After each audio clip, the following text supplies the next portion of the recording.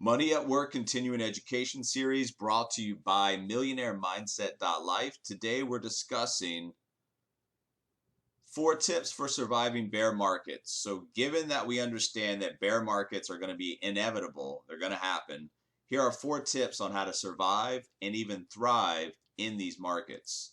So number 1, make dollar cost averaging your friend. So let's take an example. Say the price of a stock in your portfolio is down 25% from $100. So now it's at $75 a share. If you've got money to invest and you want to buy more of the stock, it can be tempting to try to buy more or a lot of it when you think the stock price is, bottomed. The problem is likely we're going to be wrong and that stock may not have bottomed at 75. Rather, it could tumble another 50% or more from its highs. That's why trying to pick the bottom or timing the market is a very, very risky bet. So a better approach is to regularly add money to the market with the strategy of dollar cost averaging. This helps smooth out your purchase price over time, taking out the emotional aspect of putting in at the wrong time too much money, ensuring you don't pour all of your money into a stock at its high while still taking advantage of the market dips, corrections, crashes, whatever might happen. There's no doubt that bear markets can be scary, but the stock market has proven time and time again, it'll bounce back eventually. So if you shift your perspective, focusing on potential future gains rather than potential losses, bear markets can be great opportunities to pick up great companies and great stocks at lower prices. The number 2 tip, you got to diversify your holdings. Besides adhering to the dollar cost average strategy, boosting your portfolio's diversification so that it includes a mix of different types of assets, including stocks, bonds, index funds. A good mix or a basket is another valuable strategy when a bear market happens.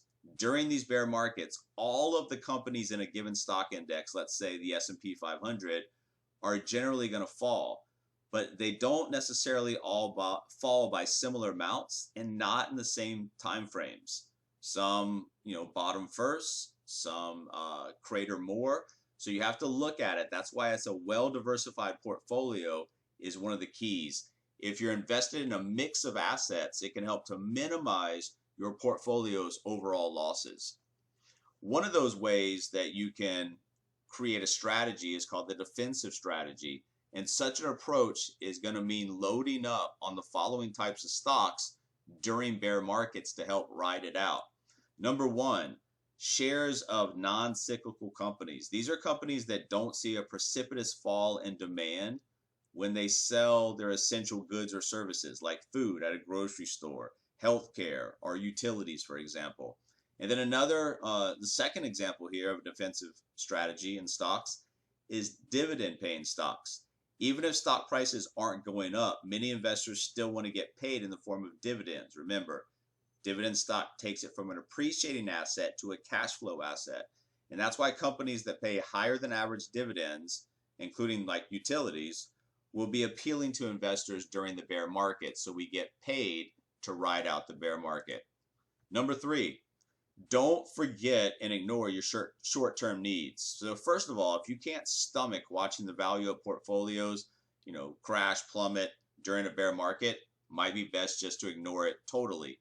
In a bear market, just like in normal times, you want to continue with your strategy, adding money to your typical retirement vehicles, and then any savings beyond that retirement amount, it's perfectly fine to focus on and important to focus on the short-term needs.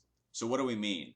Well, if you have a life event coming up and you want to look at the next 60 months or 5 years, like buying a home, having a baby, sending a kid to college, or retiring, it's best to keep that money out of the stock market because the wrong timing of a need in a bear market can take unrealized losses to realized losses. And then number 4, you got to be patient. Bear markets test the resolve of all investors, and that includes professionals.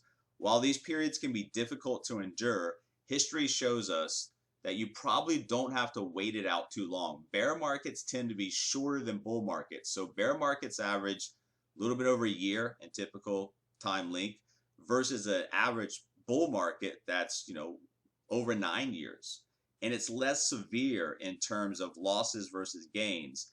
The average cumulative losses of a bear market is about 40% or so, with the average cumulative gains of bear markets, in the hundreds, 400+% gains. So you want to be patient, and you want to make sure that your strategy doesn't change because you get emotional about the current market environment. MillionaireMindset.life, stretch your thinking, create your vision, and achieve.